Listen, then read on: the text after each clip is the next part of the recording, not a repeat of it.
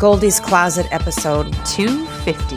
How you doing, Golden Peeps? I want you to know that I really appreciate you very, very much. It's a big deal to me. Some of you have been listening to this show for over 7 years. I can't thank you enough for sharing it and just joining me each week. What matters is that I deliver some content to you that makes you laugh or entertains you in some way, or especially educates you.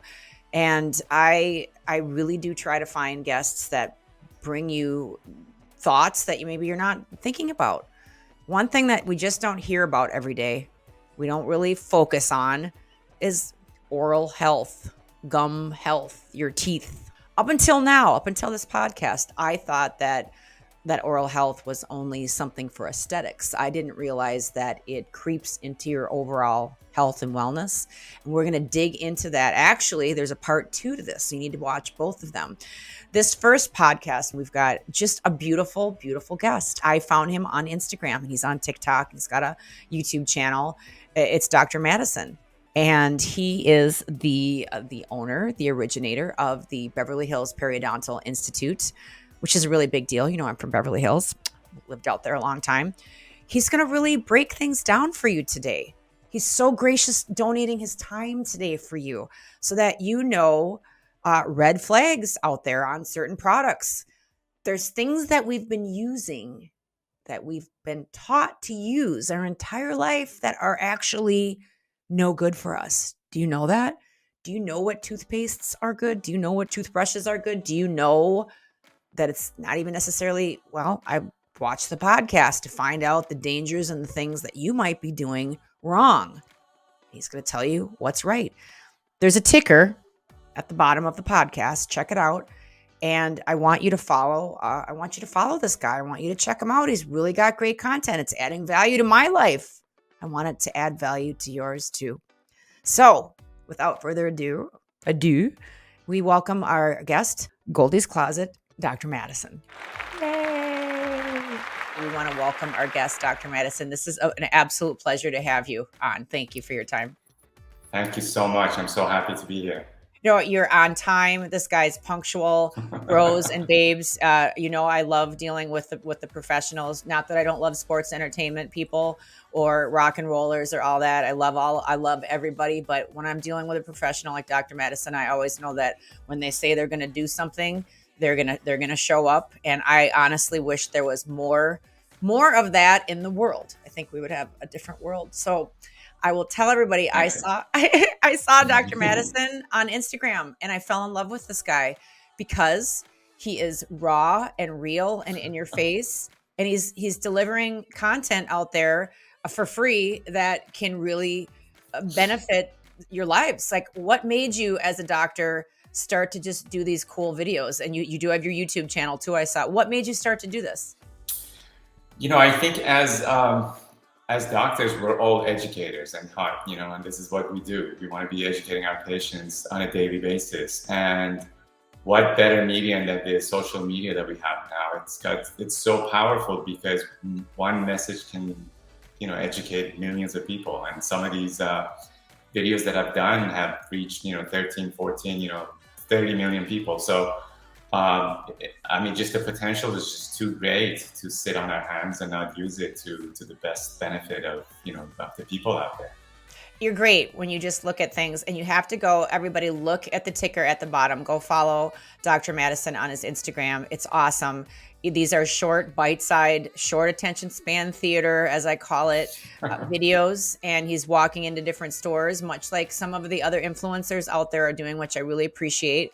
And it's one thing to just have some dipshit go out and tell you what to use. Like you see, and you're in Beverly Hills, where I moved from. I love Beverly Hills.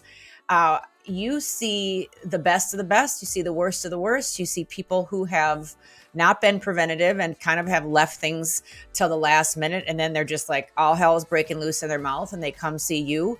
I know that you will always be in demand. You will always have work, but as a doctor, it probably is nicer if people come who have been taking proper care of their gums, or right? I'm just going out on a limb. Yeah, it's interesting.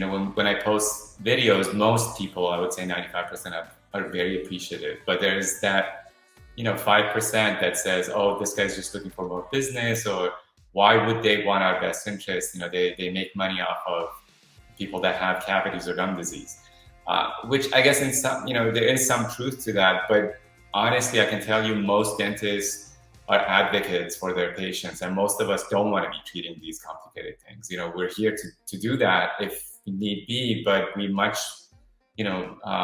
prefer not having to deal with complications, not having people lose their teeth. So, truth to be told, it's like what you said. We much rather deal with people that have, are in the initial stages of their issues, and that we can treat them and we can get amazing outcomes rather than wait until it's a disaster.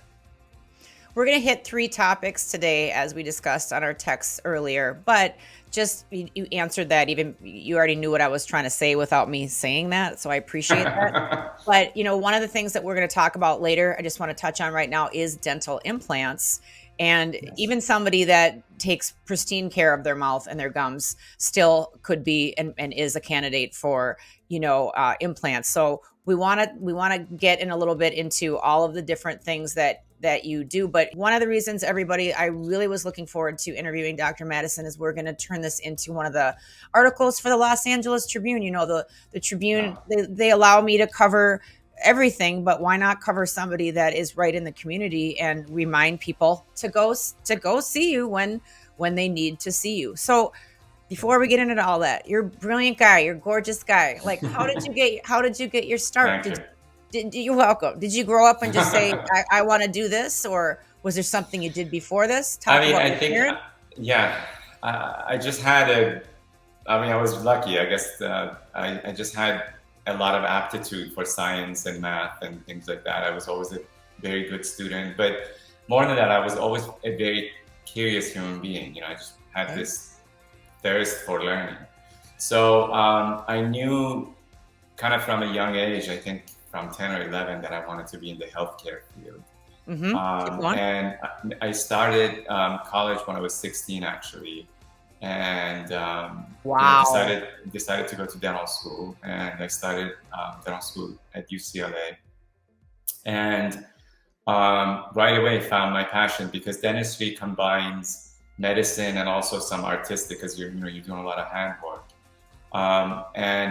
So dental school is 4 years. About the 3rd year, I decided that I wanted to specialize in periodontics, because it combines a lot of microbiology, a lot of overall health with surgical aspects of dentistry, which was really was my passion. So that's what led me to become a periodontist. And honestly, it's been the best decision of my life, because I don't see it just as something that I do. It's also my passion. When I'm working on a patient, when I'm really doing these complicated surgeries, I'm in, it's like an athlete. I'm kind of like in the zone. Time slows down, and so if somebody can find that passion in what they do, they're totally blessed. It's like the best thing you can do in life. So I'm very fortunate, and I know I'm fortunate, but so I count my blessings every day. I was looking at all of your honors and awards, and it's just like they run on and on. If you guys get a chance to go to his website and just look under about, and I mean, obviously your work speaks for itself, but it was interesting what you just said about being an artist. Like, we don't necessarily think of a doctor being an artist. When I lived in Beverly Hills, I had a really dear friend, Dr. Garo Kasabian, who's probably not too far from you down. I know Garo. Yeah. Do you know Garo? Yeah. You have to tell him I said hello. And this was when I first met him, I would say like maybe 2004 or 5. So it was early on in his career as far as branding. And I remember him because I sew. I'm in wrestling. I'm in pro wrestling, and I had a record deal with Prince. And the reason I got my record deal with Prince was because I was sewing around town and trying to get in the back door that way with like, well, if you don't notice me singing, then look at my costumes that I'm making. But Garo would give me a call, and we would discuss stitching and different ways of sewing somebody back up to leave the minimal scarring possible. And how do I do this? And how do you sew this and this knot? And it was really interesting. And that was kind of the first time that I was introduced to a surgeon, as you think of them fixing you and sewing you up, but not necessarily, like you said, as an artist. Right. Um, is your sutures, are where do you get your inspiration from? Like, I'm sure you're really talented at sewing somebody up. Like, where did you get that from school, or did you pull that from from other artists? I mean, yes, you get definitely the initial training at school, but you have to be a lifetime student. So I don't suture the same way or stitch people the same way I used to, when I was out of my residency. You just, Really? yeah, absolutely. It's a different suture material, different techniques, different, almost everything. So it's just a lifetime of being on the lookout for something that's better because you always want to push that boundary and make it just a little bit better, just a little bit better. So even if I look at cases that I've done last week versus 5 years ago, Hmm. it's so much better than what it was. Not that it wasn't good 5 years ago, but it's just that because I'm constantly trying to improve. And I think athletes are kind of the same way. They train and train, but they're always pushing themselves. They want to be, one step faster, one movement better. And I think surgeons and elite athletes, in a lot of ways, are the same. Because you got to prepare the same way. You have to have the same mentality. You got to be in the zone, and you got to love what you do. Because otherwise, it's a very intense type of situation that you put yourself in, and if you're not enjoying it, it's not fun. You're very humble and a very brilliant man. I really do appreciate your time on Thank this. you. Yeah. I took our touring vehicle in today, which we had some problems on the road this weekend. And when I'm having a meltdown, crying in the driver's seat, and my bandmates are Googling forums of what could this possible symptom be because of. One of the byproducts of this weekend was that you're supposed to change out your fuel filter. Now, that's not your cabin or your air or yada yada. There's like a million filters on this Sprinter, but the fuel filter is supposed to be changed out every 10,000 miles, which my bandmate said, well, that's a couple times a year. And I said, are you Right. paying attention to how many miles we're going each week? That's like 2 or 3 shows. And it's expensive. And I didn't realize, owning this pristine vehicle, that I was supposed to be switching out these fuel filters that frequently. One of the things that we were going to talk about today, I segue into, is best oral care. What are Okay. some of the things, like me, that I didn't know that I was supposed to be doing to keep things in optimal service? Like, what are some of the things that it might be a captain obvious for you Right. or for other people, but some of the things that people are not knowing what to do for proper oral care, in your best opinion? Let's Right. hear Right. what you have to say about this, because I'm very, very curious. So I kind of want to put this in perspective. So if you Yeah. look at your mouth, and specifically at teeth. So teeth have three surfaces that we have to worry about. Oh, One is the surface that you can see visibly. So it's basically like, the outer surfaces and the inside and the top of the teeth. So that's kind of like the exposed surface. And that you can clean with a toothbrush. okay. Okay, so that's that. Then you got the middle surfaces where the teeth are touching each other. Mhm. And a toothbrush or a mouthwash or any of this stuff is not going to clean that. The only way you can clean that is with a floss or a water pick or some device that forces something in between the teeth to remove the plaque. And it's interesting. I just saw an advertising on TV. Somebody, I won't say the brand, but they're advertising their mouthwash as taking the place of flossing, which it doesn't do. It's Which is a just hell basically no. right. Hell Right. It no. is. That's a big hell no. Right. So those are the two surfaces that most people can take care of at home. So if you're brushing properly, I'm a big fan of the electric toothbrushes, the rechargeable ones, not the battery operated ones, which are basically just a gimmick, but the ones that because they just have much more function and force to them, so they can actually clean the teeth way better. But if they can't afford an electric toothbrush, then you can do the same thing with a manual toothbrush. But you got to be very intentional. You got to clean one tooth surface at a time. You don't want to be scrubbing too hard. But anyway, I mean, brushing obviously is very key. The second thing, like I said, is you got to floss or use a water flosser to clean the stuff in between the teeth. Now, the last surface that we need to worry about is the surface that's hidden below the gums. And that is difficult to clean for most people at home. And that's why people need to have their teeth cleaned at a minimum once a year, but preferably twice a year. And some people need it more often. Some people need it every 3 months. So that's the surface that dentists need to help the patients with. And there's really no way around it. I don't think there's too many people on the planet that know how to clean and floss their teeth better than I do, but I still get my teeth cleaned, 3 or 4 times a year. So I think overall, as long as you're brushing for 2 minutes before bedtime and you floss your teeth before you go to sleep, most people don't need mouthwash. They don't need all this other, extra stuff that's being thrown at them through marketing. And then just see your dentist a couple of times a year. I think that will take care of 90% of all problems.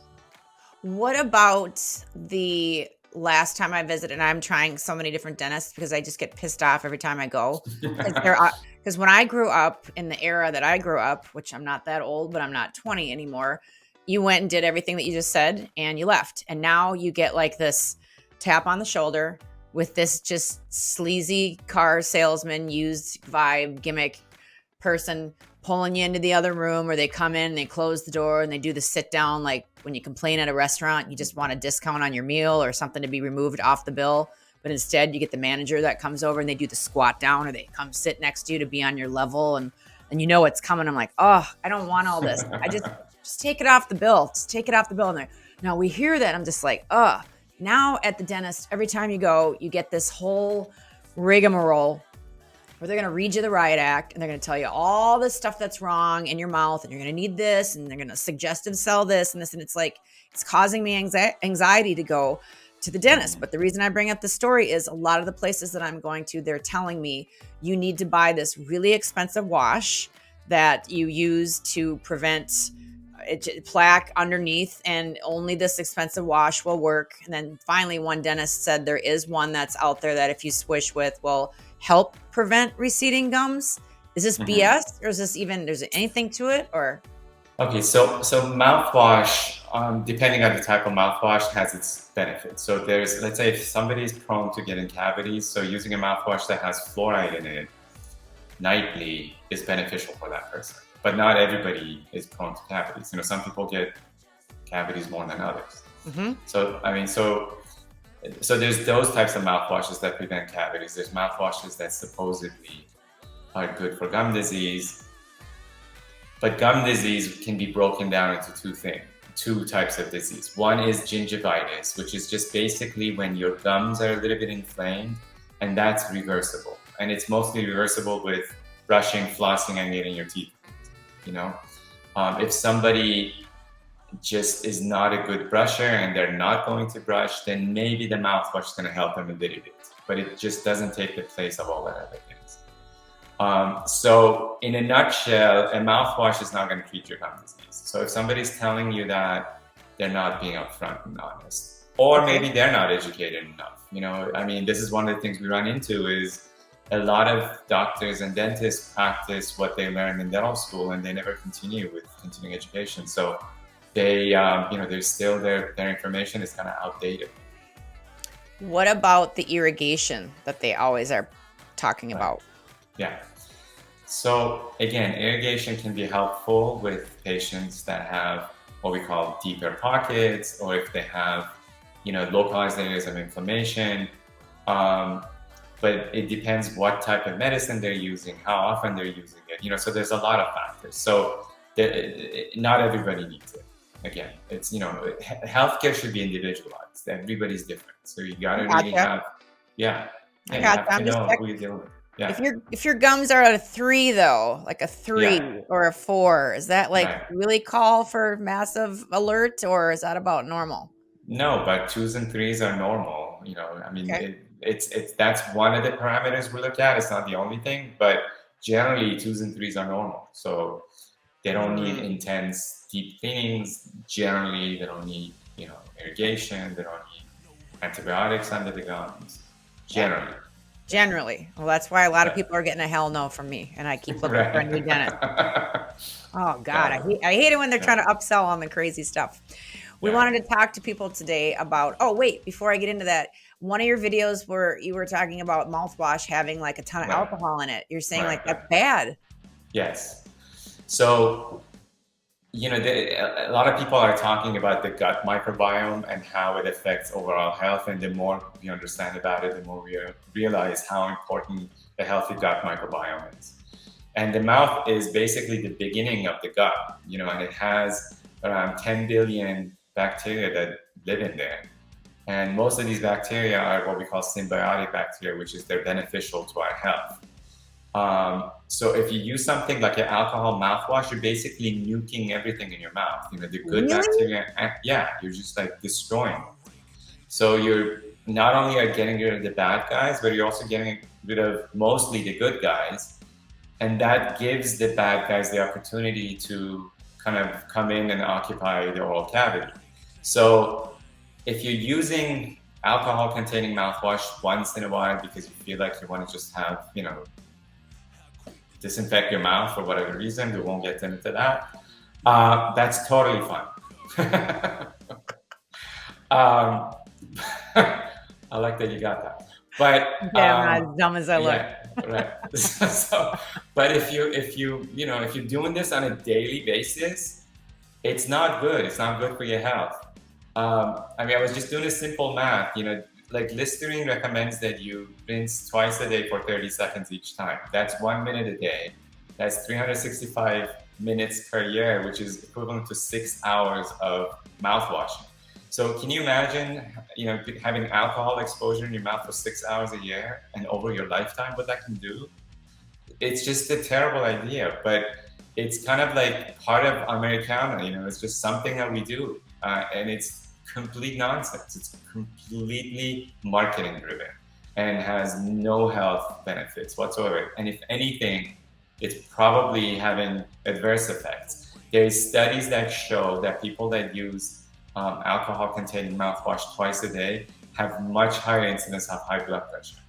What? Because they're killing the bacteria that form something called nitric oxide that kind of regulates your blood pressure. And when you're getting rid of these bacteria, you're much more prone to having high blood pressure. Now, I don't know if this is 1,000,000% true because it's just a couple of studies, but why even put ourselves through that? It just makes no sense. That's really interesting. And then you made the point. Well, first off, what can you recommend a good mouthwash Good mouthwash. doesn't have alcohol in it? So there's a lot of good mouthwashes out there that don't have alcohol. Okay. If you want me to name brands, there's like TheraBreath is really good. Smart Mouth is good. There's a company called Twice that has an immune boost mouthwash that's excellent. So these mouthwashes are good. There's a company coming out with something that has nano silver in it that selectively just kills the bad guys and not the good guys. So stuff like that is coming on the market, and we just need to spread the word about them. So that stuff's good. But like I said, most people don't even need mouthwash. If you want to freshen your breath, that's one thing, but you don't need to do it every single day. There's just no need. I thought I was supposed to be doing the gum mouthwash that I buy, which is kind of Yeah. expensive. I thought that was supposed to be helping my gums. Is it not Do you doing know which anything? one you got? I think it's like $12 and I get it at the Walmart. Mm-hmm. So I don't know. Is it like gum to detoxify or something? It's not gum detoxify, but it is like marketed for gum. Right. So again, the idea behind these mouthwashes is that they kill bacteria, but most of them are not selective. So they're not just killing the bad guys, they're also killing the good guys. I'll go look. I'm not a fan. Okay. No, and we don't want drunk kids. We don't like the drunk kids either. Right. Wow. And all these places that are just always pushing mouthwash after your dinner and everything like that. I guess, you might want that once in a while, like you said, every so often for whatever reason. But I had no idea about all of that. That is absolutely fascinating. And go ahead. Yeah, and most dentists don't know either. So this is new territory for a lot of dentists. What did you call the thing? Nitric oxide. Oh, yeah. Not nitric oxide? Yes. So nitric oxide is a chemical signal in the body that causes what we call vasodilation. So it makes your blood vessels bigger. And athletes actually take supplements that increases the nitric oxide because they can perform much better. Okay. So it's a good thing to have. So if your body is not producing enough nitric oxide, then your blood vessels tighten up and your blood pressure goes up. So, which segue into the next point that we wanted to make on the podcast is the effects of gum disease on your overall health and well-being. So obviously you're missing the nitric oxide. You're missing a lot of that when gum disease starts, or can you get gum disease with that being present as well? Yeah, so they're kind of two separate things. So gum disease, again, there's two categories of gum disease. There is the initial disease, which is called gingivitis, and that's what most people know about. Gingivitis is just inflammation of the superficial layer of your gum, so what's visible in your mouth. And so what gingivitis means is that basically there is plaque that is built up at the gum line that's irritating your gum. So your body's trying to fight it off by causing inflammation, but it can't because the plaque, are sitting there. So that's where, the body needs our help by using flossing and brushing and things like that just to clean the plaque away. And if you effectively remove that plaque, the body will heal itself. So gingivitis is reversible. Okay. Okay, I didn't know that. Right. So the worst issue to have is called periodontitis, which is when the gum disease also infects the bone that surrounds the teeth. And periodontitis can lead to eventual loss of your teeth. So most adult Americans lose their teeth because of periodontitis, not because of anything else, not because of cavities. Most people lose their teeth because of what we call gum disease. Because the bone around the teeth just basically gets destroyed by this process, and then the teeth don't have support and they fall out. So gum disease is important in that regard because you don't want to lose your teeth, obviously. But the other thing that we have found in the last 10, 15 years is a lot of these bacteria that are under the gums causing this disease enter the bloodstream through that wound and then can cause overall inflammation. And one of the drivers of aging is overall systemic inflammation. So a lot of these doctors on these podcasts now that talk about anti-aging, most of them are directing their efforts at reducing inflammation in the body. And one of the easiest ways that you can reduce inflammation in your body is by having healthy gums, because a lot of that inflammation comes from the gum disease. So that's why it's so important that people are flossing and brushing and seeing their dentist a couple times a year, is just to get that in check. It's very easy to do. And that probably increases longevity as much as exercising or taking all these supplements that are released, online. That's so interesting. Like, these are all things that I've never been educated on ever on any visit, or even now you just don't really hear about all of this stuff until now. There's some people like you that are surfacing with that. That's amazing. Yeah. I mean, it's really important, but it's, pretty easy to take care of for most people. Just basically brush, floss, see your dentist twice a year. Can we keep you for a few more minutes and finish up what we were talking about and maybe ask a few more questions? Is that cool? Absolutely. Would love to. Yeah. Goldie's Closet. So tired from touring. I don't even remember what number we're on right now. I should say on your main thing. Let me look so that I can close out properly. Get the right glasses on. Oh, it actually is 189, just what I thought. This is Russo's brand, Channel Attitude, Goldie's Closet 189, bros and babes. Thank you so much for always hanging with me and allowing me to bring in new talent and interesting people. And how we have so many different wonderful guests on this podcast. I always want to keep it real and fresh and on the up and up, and bring in some professionals to add some value to your lives, because I know a lot of you are just really busy and don't pay attention to some of the warning signs and signals of life, red flags that are hitting you in the face. So we want to talk about proper gum care. And of course, somebody's blowing out of my studio. I hope you can't hear that, but we're going to end this podcast. We're going to come back next week. We'll be back. We want to thank our guest, Dr. Madison, for educating us on 2 points and we'll hit the third. We wish you a great weekend. We always tell you to stay safe, be free, and always stay golden. And then we clap. Hey! What is up, my golden peeps? Don't forget to join us next week for part 2 of Goldie's Closet. Stay golden.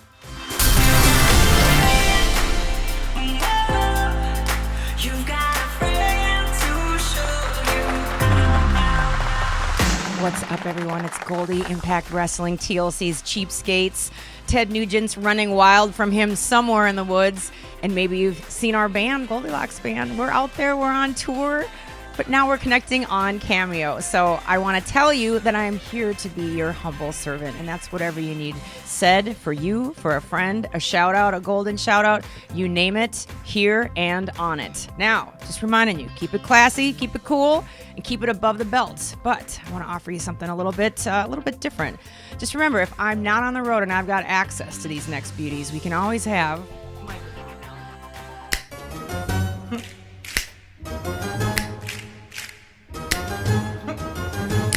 da-da-da-dum. I want to make this the most amazing experience for you ever, because you deserve it, your friends deserve it, your loved ones deserve it. And just remember, I can sing you a few lines of a song. It can be from anywhere, like it can be from somewhere over the rainbow, or it could be near, far, wherever you are. It could even be on a highway to hell. It can even be from there. Oh, and keep in mind, not all requests are the same. Maybe your motivation comes with a harder edge. Maybe you need a more jagged little pill. There's nothing that I love more than playing the heel. So if you need your message delivered with more, what's the word I'm looking for? Intention? Please specify. Can't wait to connect with you on Cameo. Thanks so much for being here. Stay golden. Goldie's Closet.